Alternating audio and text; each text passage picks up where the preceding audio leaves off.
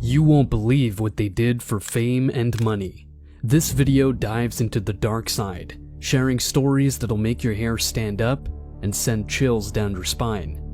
We're talking about real deals with the devil and what it truly means to sign your name in blood. After hearing these testimonies, you won't be able to shrug this off as just myths. Guys, it seems like the devil isn't hiding anymore. You can see it everywhere, dominating the majority of movies, music, award shows, and yes, even the NFL.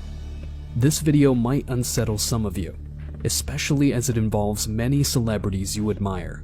So, if you're not ready to face these truths, it might be better to stop watching now. But if you're prepared to uncover the reality behind the glamour, let's begin. The journey to fame is often illuminated by the spotlight, but it's the shadows that tell the more intriguing stories. As we dive into the lives of some of the most celebrated names in the entertainment industry, we uncover a pattern that's as revealing as it is chilling. First up is Bob Dylan, whose frank admission about his rise to fame adds a profound layer to our discussion. Dylan reveals the foundations of his success, which he intriguingly describes as making a deal with the commander-in-chief of this world and the world we don't see, in his own words. Let's listen to what he has to say. Why do you still do it? Why are you still out here? Well, it goes back to the destiny thing. I made a bargain with it, a long time ago, and I'm holding up my end. What was your bargain? To get where I am now. Should I ask who you made the bargain with? with the chief commander. On this earth? And on this earth, and then in a world we can't see. Following Dylan, we turn to Kanye West, a true visionary in the music industry. Kanye has shared insights that really make you rethink what success means. He's talked about how personal losses have shadowed the careers of legends like Michael Jordan, Bill Cosby, and Dr. Dre, highlighting a much darker side of fame. Without revealing too much, let's just say that Kanye believes the price of fame is much steeper than many of us imagine. My mama was sacrificed. Me too. You understand? Yeah, I'm appreciative. Michael Jordan, what about him? His daddy, right? Bill Cosby, his son, right? Dr. Dre, his son. Out in Hollywood, a lot of people come up missing. Feels like it might be a lot of that in order to control, traumatize. They want to monetize and traumatize. And God loved me. That's more important than people in life. That's the thing. You know what I'm saying? And this truth is going to be heard. Devil took all the producers, the musicians, the designers, moved us all out to Hollywood, moved us all out to New York, chasing gold statues, literally signing a contract and selling our souls. A$AP Rocky's journey adds another layer to this narrative. Imagine reaching the pinnacle of your career, only to find that each album release coincides with a personal loss. The rapper's experiences raise questions about the sacrifices tied to success in the music industry. Let's hear what A$AP Rocky has to say about this pattern. Well, every time I'm about to release an album, for some strange reason, man, you know what I'm saying? I always lose somebody close to me. It was my pops, it was James, it was my sister, I always lose somebody close to me, so, I feel like, some crazy, jinx and some just. Maybe I notice every time I put out an album, it's like I lose somebody. Like I lost my pops with my first album, I lost Yams with my second album. Then there's DaBaby, whose career milestone was shadowed by a heartbreaking personal loss. The timing of his success and his father's death is a stark reminder of the dual-edged sword that is fame. DaBaby's reflection on this moment in his life is a compelling listen, one that might change how you view the glitz and glamour of celebrity life. And you really lost him the same day you hit number Swear to one God, with Suge? the same time, it was Baby on Baby, and went like number one. Okay. It went like number one on Apple Music, iTunes. It was like number 7 or something like that. And then I had got the phone call I had got the phone call. My brother woke me up. He like, hey, call your little brother. My little brother, my dad. So I call your little brother. He DM me. Oh, he woke me up. I'm like, DM you, what's up? Pick up the phone. I call him. I'm halfway asleep. He bro, dad, bro, he dead. He died. I'm like, what? I set up in my bed. I'm like, what? Same time, Carter, he blowing my phone up. Blowing me up while I'm trying to figure out what's going on. I'm thinking he calling to deliver the same news. I click over, what's up, bro? We number one, you did it. You did it. I'm like, damn. As we navigate these thought-provoking waters, we're about to delve into Christina Cheney's riveting testimony. She shares a haunting exchange with an influential figure in the industry who eerily suggested that a pact with the devil could skyrocket her to fame overnight. Yet, this is merely the surface. Cheney's story delves into depths that promise to unveil even more startling revelations, shedding light on the darkest corners of the quest for fame and success. So the very first time when I was working with this producer, we were working on my first album to get me shopped to get a major deal. And we were taking a break from recording this album, and he took me around the studio. And this is someone who's been in the industry, like he's worked with big names.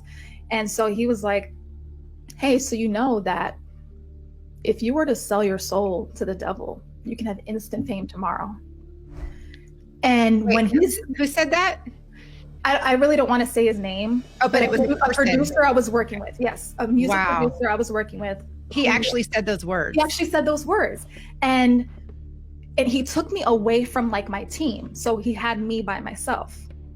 So it was like a whole lot happened in that moment. Like discernment happened in that moment for me that I never really experienced before. It was almost like he made a mistake in his career and he was using me to try to get to where he really wanted to be.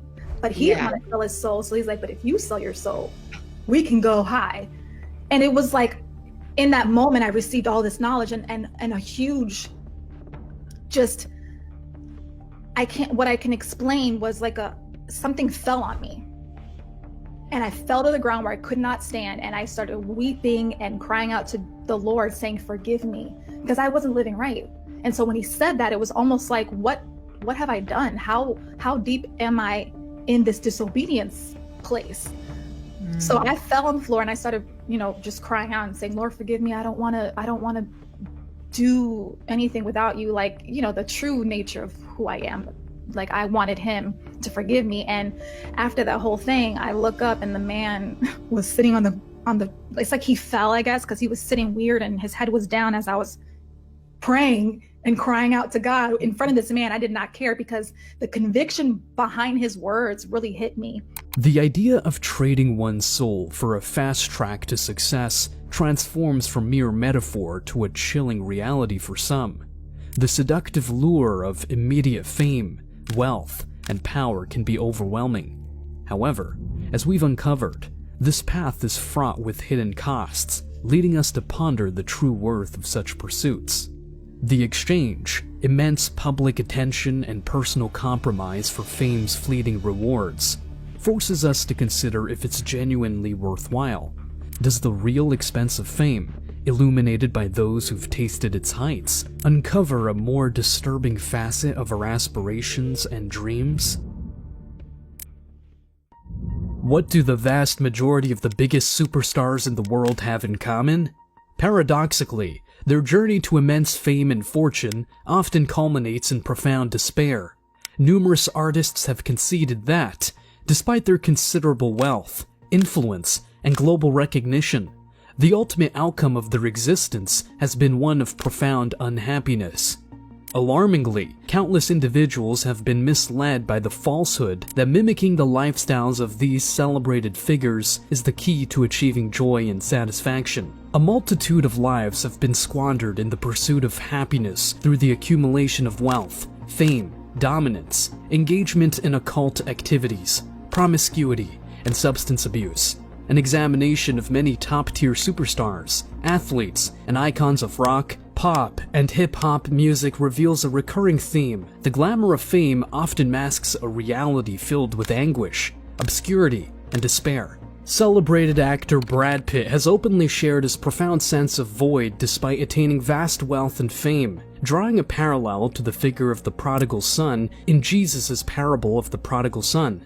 This parable tells the story of a young man who prematurely demands his inheritance from his father, only to waste it on dissolute living. However, the narrative takes a turn as the son realizes his mistake and returns to his father, who greets him with forgiveness and love. Jesus shared this parable not just to highlight the hollowness of worldly possessions, but to underscore God's immense love for those who repent and return to Him. Pitt identifies with the lesson of the parable, stating, "You will not be alive again until you come home to the Father's ways."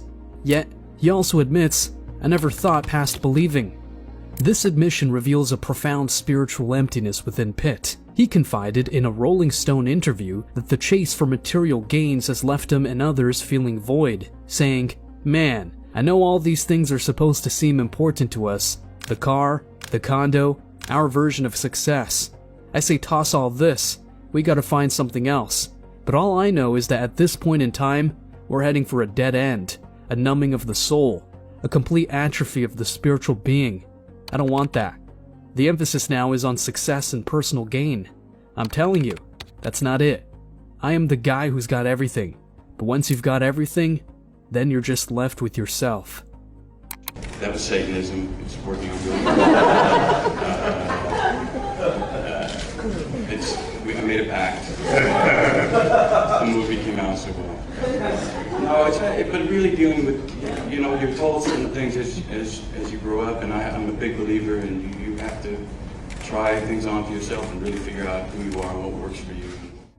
Pitt's reflection brings to light a deep contemplation of societal values, underscoring the vacuum left by material success without spiritual fulfillment, echoing the timeless message of Jesus and the necessity of a connection with God for true contentment. Mega actress Megan Fox has become a notable example among many celebrities who have explored the realms of the occult and demonism, finding themselves entangled in deep depression despite their immense fame. In June of 2023, Fox made headlines after declaring herself a witch and issuing a bizarre threat to perform a satanic ritual that involved consuming the raw flesh of animal carcasses in a man's yard. This threat emerged after the man alleged hearing one of Fox's sons express reluctance to wear girls' clothing, accusing Fox of mistreating her boys by forcing them into such attire.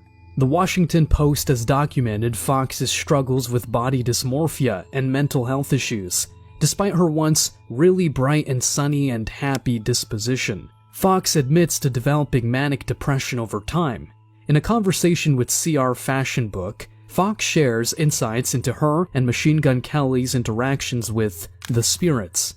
She reflects on her role in the film Jennifer's Body, where she played a demon-possessed, cannibalistic murderer, a character transformation triggered by a satanic ritual. Fox acknowledges her deliberate engagement with ancient demonic forces in her pursuit of stardom, suggesting that these practices have exacerbated her manic depressive state. She opened herself to these entities, which were among those that rebelled against God alongside Satan.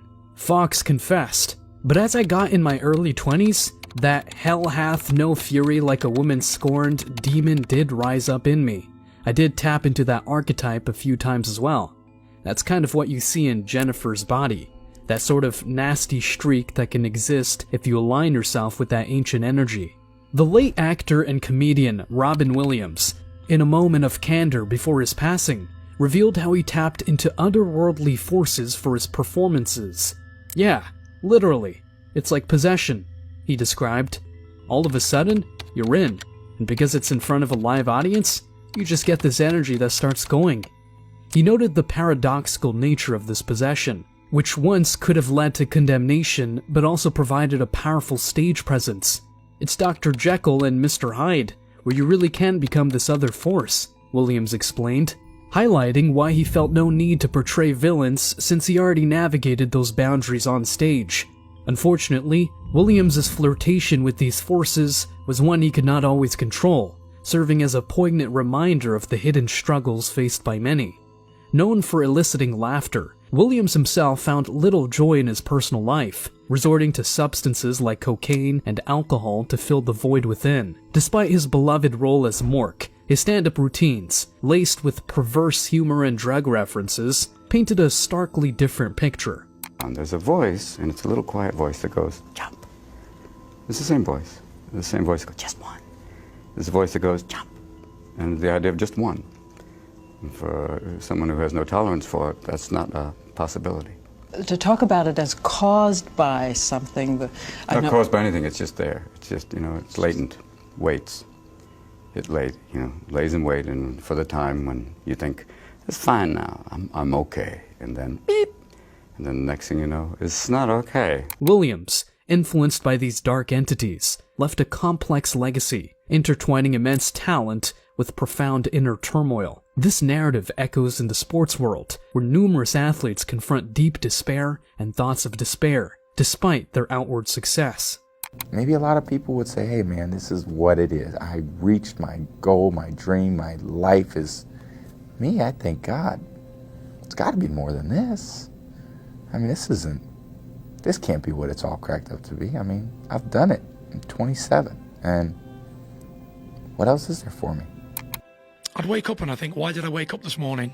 This is coming from a man who had everything: money, fame, glory, titles, a wife, a family, kids, everything. But I felt as if I had nothing. I felt there was an empty, gaping hole that was just filled with gloom and doom, and it just was one bad thing happened to me after another. And it wasn't until after the Klitschko fight, a very massive high, then I had to have a even worse low, lowest low that anyone could ever have. Even Tom Brady, celebrated as the greatest of all time in the NFL, has not been immune to profound personal challenges.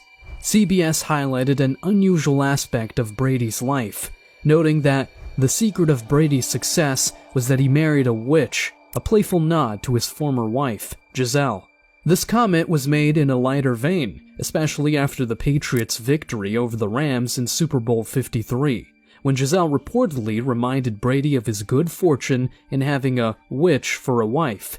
Brady himself has openly acknowledged this intriguing facet of his life on camera, adding a unique layer to the narrative of his storied career. I've learned a lot from my wife over the years. She's so about the power of intention, and believing things that are really going to happen. And she always makes a little altar for me at the game, because she just wills it so much. And so she put together a little altar for me that I could bring with pictures of my kids. And I have these little special stones and healing stones and protection stones, and she has me wear a necklace and take these drops she makes. And I say all these mantras. And I stopped questioning her a long time ago. I did. I just shut up and listened. And at first I was like, this is kind of crazy. And then about 4 years ago, we were playing the Seahawks, and she said, you better listen to me. This is your year, but this is all the things you're going to have to do to win. And I did all those things, and by God, it worked. It was pretty good. And then in 2015, it was about early January, and she said, you know how much I love you? And I said, yeah. And she said, I just want to let you know this is not going to be your year. Oh. And of course we lost. I said, what does 16 look like? And she said, 16 is going to be your year. So it was early January this year, and I said, babe, I asking, do we have a chance? And she said, yeah, but you're going to have to do a lot of work, and you're really going to have to listen to me. So, man, I listened to her. And right after the game, she said, see, I did a lot of work. You do your work, I do mine.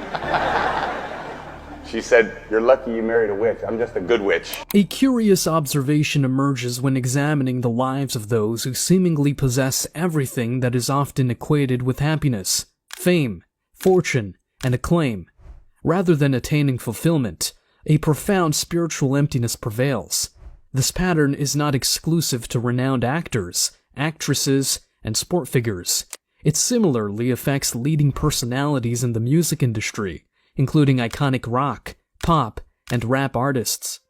I was living my dream. I literally, if you could go to 16-year-old Rainn Wilson, what's your dream? Live in New York City, be paid to be an actor, have cool friends, have a beautiful girlfriend, live in a loft, and have a van, and collaborate artistically with really cool people. I mean, I was living my dream, and I was miserable.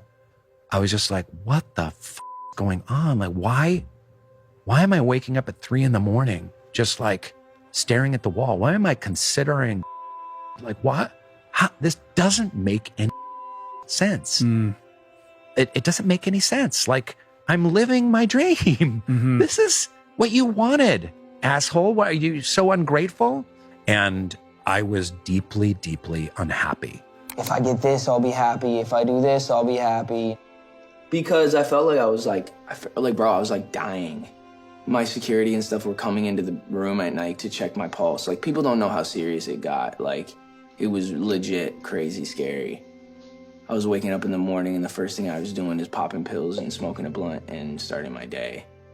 You know, so it just got scary. I basically said to myself, I'm like, God, if you're real, you get me through this season of stopping these pills and stuff. And if you do, I'll do the rest of the work. And then I did that, and then I was good from there, but I never did the actual work. I got off the pills, but I never went to the root of everything. So then I just like kind of circle back around, which most people do. You know, I walked into this, my life was on fire. I was walking out of hell. It wasn't like I willingly came in here on a white horse singing show tunes. I came in here on fire, and I didn't want to be an actor anymore, and my life was a mess, complete mess, and I had hurt a lot of people, and I felt deep shame, deep guilt. I didn't like to go outside much. I really, like, I had a yearning not be here anymore. I was completely didn't want to live anymore. I thought that I was completely alone. I also realized how lucky I was and what a wonderful family, wonderful friends I had, but that didn't matter. I wanted the world to swallow me up, and nothing seemed better to me than which is completely insane. It was more like the external life. I couldn't be luckier, more blessed, but the internal battles that were going on were just, I also felt like I never deserved any of it, that I was living someone else's dream. How often do you still battle with depression? Oh, I'm always depressed, all the time. I have to constantly bring myself out of it. Like, I wake up depressed, but like, I'm like, okay, now I know my steps, because like, you learn from real, like, now I have to go outside and be in the sun for a little bit, or go for a walk, or like start the day this way. It's all just programming yourself to trick your brain, you know? Will you ever Yeah, all the time. But I can't, because I got a mom and a sister and like a family. So like, I've always been, but I've never had like the balls, you know? The demons that are known as addiction and depression are very, very real. They are diseases no different than cancer. You can't see depression. Can't see addiction. It festers inside. It metastasizes. It takes over your body, your mind, your soul. And I don't know about you, but I'm tired of losing everybody I love to depression and addiction. Every single band member on the stage has dealt with those feelings, with those demons.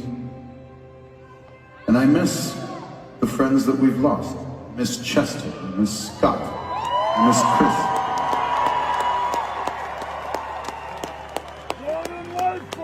And if I can be completely honest with you,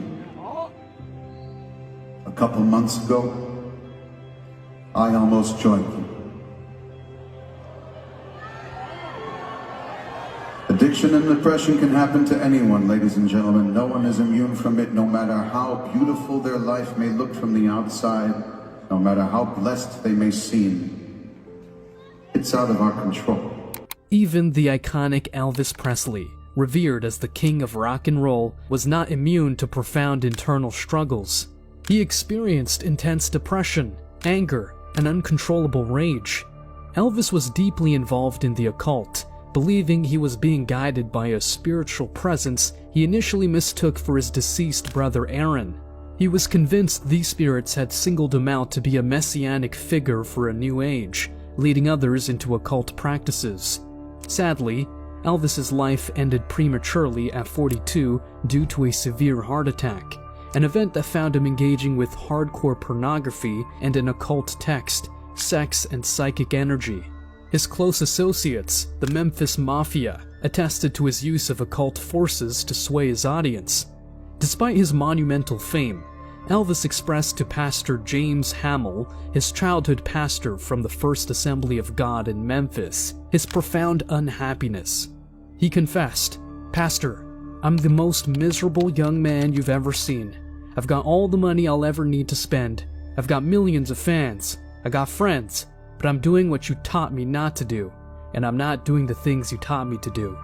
John Lennon, the visionary leader of the Beatles, also navigated through deep-seated despair, hopelessness, and depression. In a dialogue with David Sheff, Lennon echoed the satanic maxim of Aleister Crowley, "Do what thou wilt," encapsulating the ethos of the Beatles as, the whole Beatle idea was, do what thou wilt. In a gesture of acknowledgement to the Satanist Celeste Crowley, his likeness was positioned prominently on their album, Sgt. Pepper's Lonely Hearts Club Band. Lennon's pact with darkness was further revealed in an admission to Ray Coleman, stating, "I've sold my soul to the devil." Shortly before his death, Lennon penned a letter to a Christian minister, reflecting on his song, "Money Can't Buy Me Love," conceding, "It's true, I want happiness.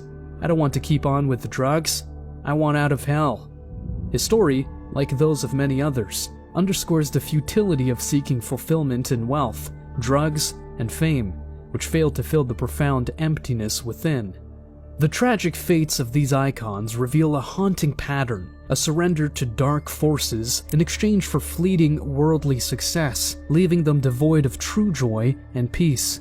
This echoes the dire warning attributed to Jesus, questioning the value of worldly gain at the cost of one's soul. Like the countless celebrities we've examined, millions daily attempt to satiate the void within the ephemeral pleasures, only to find themselves ensnared in deeper darkness. Michael Jackson, globally celebrated as the king of pop, shared a profound and personal revelation in his autobiography, Moonwalk, highlighting the depths of his isolation despite his monumental fame.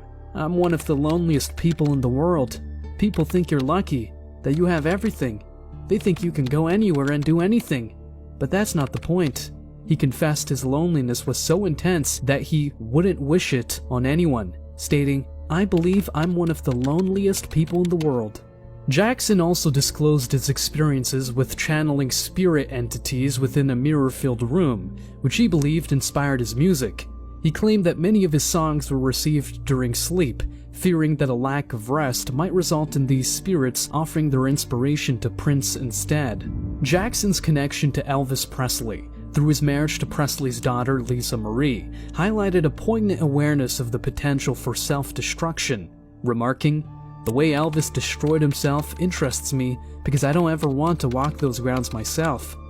In a tragic parallel, Lisa Marie observed that her father's fate mirrored Jackson's own demise. Michael Jackson passed away at 50 due to a drug overdose in Los Angeles, echoing the sad narratives of Elvis and John Lennon, where neither drugs, wealth, nor fame could mend the profound emptiness within.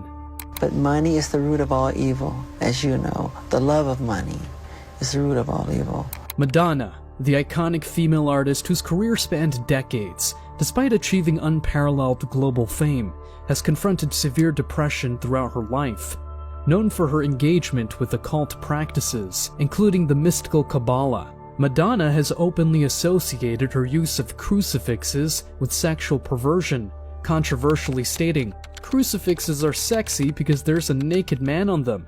In January 2023, she sparked further controversy with an all-female Last Supper photo shoot for Vanity Fair's European Icon issue, casting herself as Jesus Christ. Despite the adoration of countless fans and the thrill of touring, Madonna has admitted to battling profound internal demons, confessing, "I'm a tormented person.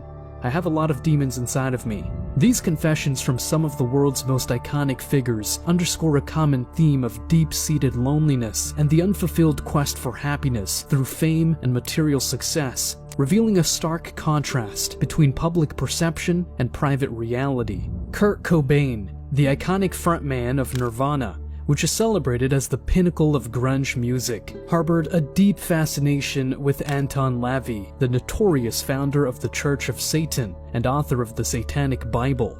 Cobain's interest in Lavi was so intense that he attempted to involve him in Nirvana's groundbreaking album, Nevermind, proposing Lavi play the cello on the record.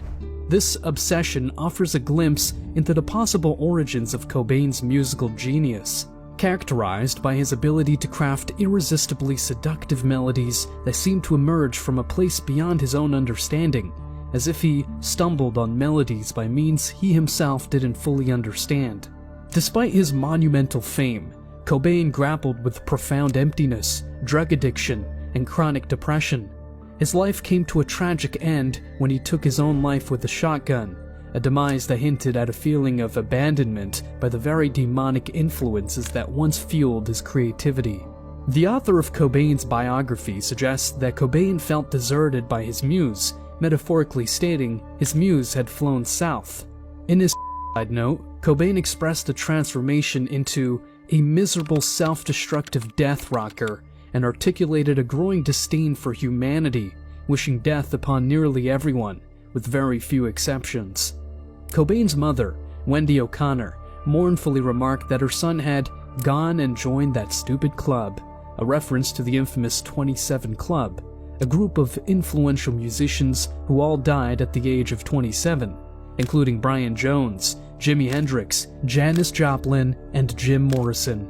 This remark underscores the tragic pattern of talented artists whose lives unravel, often as a result of their dalliances with dark forces. Cobain's story is a stark reminder of the perilous consequences that can occupy the search for inspiration and success through engagement with the occult. Lady Gaga and Katy Perry, two of the most prominent figures in contemporary pop music, have openly discussed their struggles with feelings of emptiness and depression, despite achieving remarkable success in their careers. Lady Gaga, in particular, has shared insights into her personal battles through her autobiographical video, Marry the Night, which is part of her larger project, Odyssey. This piece hints at her own confrontation with despair, illustrating the deep personal challenges she faces alongside her professional triumphs. Gaga's creative work often delves into complex and controversial themes, as exemplified by her song Judas. In this track, she explores her fascination with the figure of Judas Iscariot, the apostle who is infamously known for his betrayal of Jesus Christ after being possessed by Satan, according to Christian tradition. Gaga has openly expressed that, despite her immense fame and the connections it brings, she battles a pervasive sense of loneliness, even within the context of relationships. This feeling of isolation is a recurrent theme in her life and work, underscoring the disconnection that can accompany outward success. In a particularly revealing statement, Lady Gaga recounted a dream in which she encountered Satan, a scenario that would prompt many to seek spiritual refuge. However, instead of turning to religious salvation for comfort or deliverance, Gaga sought advice from Deepak Chopra, a renowned figure in the world of alternative medicine and spirituality. Chopra advised her to engage with her demons, suggesting that confronting these dark aspects could serve as a source of artistic inspiration. This approach reflects a broader trend among some artists who, facing inner turmoil, choose to explore and integrate their darkest experiences into their creative expression rather than seeking escape or relief in traditional religious practices. Gaga's choice to channel her struggles into her art highlights the complex relationship between personal demons and artistic creativity, suggesting that for some, embracing the darkness is a pathway to creating profound and impactful work. I had this dream quite recently that was so terrifying, so morbid and terrifying, and I called Deepak Chopra, who I work with, and I was telling him my dream, terrified, that the devil, and the dream was so terrifying, I thought somehow a devil force was trying to take hold of me, a darkness. I guess I see devil and darkness as the same thing. And he laughed and told me that I was very creative. And that that's what it represents. Learn to embrace my insanity. I have incessant nightmares, but I've learned to love them because they somehow end up on stage or in my work.